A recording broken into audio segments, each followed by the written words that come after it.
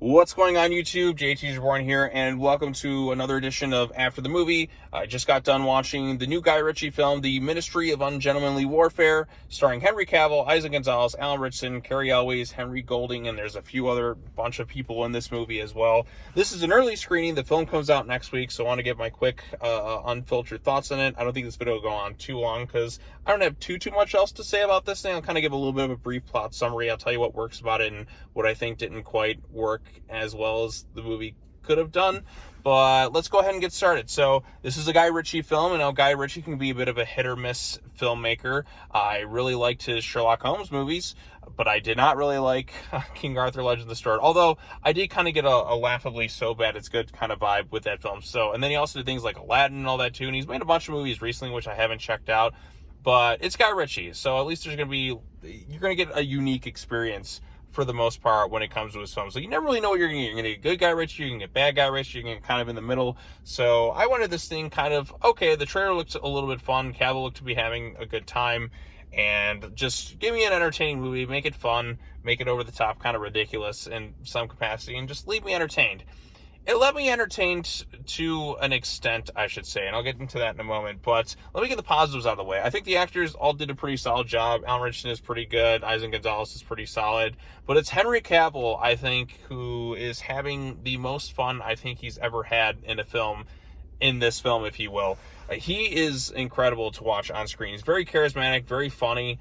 When he's not on screen, you do begin to miss him because there are instances where the movie certainly kind of drags because it's all leading to this one mission. So the story this time around is Winston Churchill has to put together this team to go on this unsanctioned mission, and it's very dangerous, very high risk, if you will. And this is a very critical point within World War II. So the U.S. hasn't quite joined at this point, the British side. And so they need Henry Cavill to put together this team. He's the guy who breaks all the rules, and he's kind of going off. Like, he's somebody who doesn't really listen. He's somebody you want to put in a mission like this. It's high risk, but if things go wrong, he's kind of on his own, if you will. It kind of reminds me almost of, like, the Suicide Squad. And there's also some other real-life historical figures in there. Ian Fleming, the author of James Bond, is a character within this film, which kind of surprised me. I didn't expect to see that. And Henry Cavill, the character he's playing, is supposedly who Fleming based Bond off of, based on what they showcased in the credits. And I thought, oh, Cavill playing this character who Bond was supposedly based off of. Make it happen. Let him be James Bond. He's really good in this movie. Hold on one second. I got something on the window right there. All right. It's a big spider. All right, wipers, go. Where was that? So yeah, Cavill, really good in this movie. Probably the most entertained I've ever been by him in a film. And they almost kind of set it up like they want to do a franchise with this thing too by the end. I don't know if they actually will, probably not, but you probably could do something maybe. But there are a lot of cast members in here, and a lot of them do kind of get shuffled to the side. I mean, the ones who really stood out to me was Cavill, Gonzalez, and Ritchson.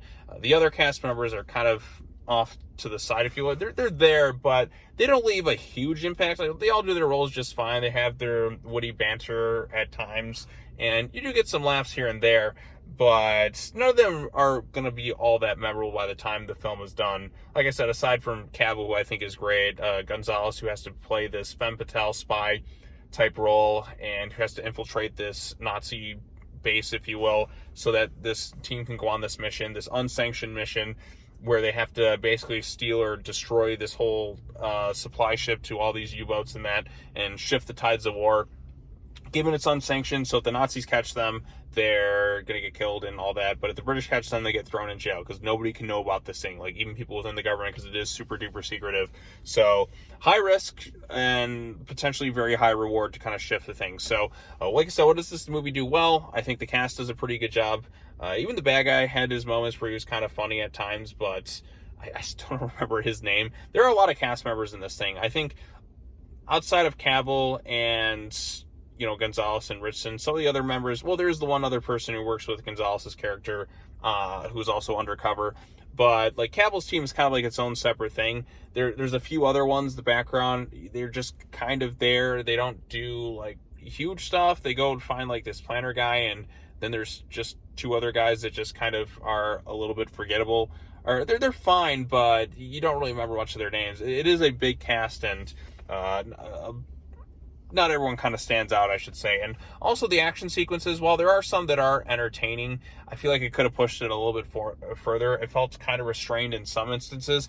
And when you do get to the third act thing where they have the big, what it's all been leading to, it's shot in the pitch black basically of nighttime, and you can make out a few things, but given the fact that it takes place at night, you can't really see everything super crystal clear. You're not immersing yourself in the action, I feel like, as much. Now, I'm not against having nighttime action sequences. There's been a lot of great ones, but there's also been like some very well lit nighttime action sequences, and given that they have to take out the lights to kind of do the stealth mission, and since it is at night, it kind of takes me out of it, because I feel like I'm kind of missing things. It's all at nighttime, and you can't always make everything out that's going on screen. And it's just, like I said, for me personally, those types of action sequences kind of take me out of the film. But like I said, if you're looking for a movie that has a bit of humor here, it's not overtly very funny. The best thing in this movie is Henry Cavill, so I want to emphasize that a lot. This is a movie I think is totally fine. It's not something that I want to go back to and rewatch on repeat, because I do feel in a lot of instances the movie does kind of drag in some instances, especially when Cavill isn't always on screen. And they're really kind of building up to this big finale, if you will. And given that there's a lot of characters in this movie, not all of them are quite super interesting, it kind of brings the movie down a little bit too. I kind of wish it went a little bit more of that fun tone, like, and kind of amped it up a little bit more, because it's in there, it's sprinkled throughout it, but it's not really like pushing it like really like highbrow, like, wow, that was so much fun and very entertaining, I can't wait to go back and rewatch this thing again. I'm like, okay, there's some fun bits here. Okay, Cavill is really good here, and Richardson's good too, but it didn't go the extra mile, I should say. I'm not sure really there is something here, but I think if they pushed it just a little bit further, maybe made it a little bit funnier, maybe made it a little bit more hardcore violent, let the villain just kind of ham it up a little bit more, I think it would have been a lot more of an entertaining film experience for me personally. But as it stands, I thought the movie was totally fine. So I think some people will come away enjoying this thing, and others will probably be like, yeah, that was all right. So that's kind of me with this thing.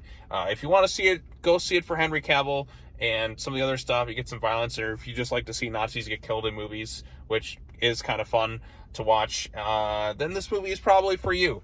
Is it my favorite Guy Ritchie film? No. Is it far from his worst? Yes. This is not King Arthur Legend of the Sword levels of bad, so I'll give the movie props for that. But yeah, so that's the film. What did you all think of it? Well, if you have seen it, or if you're going to watch this video after it comes out, post your comments down below. I'd like to hear what other people thought of the film, and we'll kind of judge things. I think, like I said, this will probably get a positive response, but not like super mega, everyone's really thrilled by it by the end of it kind of deal. But I would like to see Cavill take on more roles like this. This is kind of what I want to see.